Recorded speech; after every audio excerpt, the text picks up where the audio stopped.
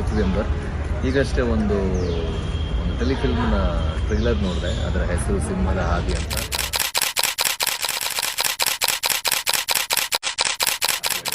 ಶಶಿ ಅವರು ಅದರ ನಿರ್ದೇಶಕರು ತುಂಬ ಚೆನ್ನಾಗಿ ಮಾಡಿದ್ದಾರೆ. ಆ್ಯಂಡ್ ಎಲ್ಲ ವಿಷ್ಣುವರ್ಧನ್ ಸರ್ ಅವರ ಫ್ಯಾನ್ಸ್ಗಳು ಸೇರಿ ಮಾಡುವಂತಹ ಟೆಲಿಫಿಲ್ಮ್ ಇದು. ವಿಷ್ಣು ಸೇನಾ ಸಮಿತಿ ಇದನ್ನು ಪ್ರೊಡಕ್ಷನ್ ಮಾಡಿದ್ದಾರೆ. ನಾನು ಕೂಡ ಒಬ್ಬ ಸರ್ ಅವರ ಕಟ್ಟಾಭಿಮಾನಿ.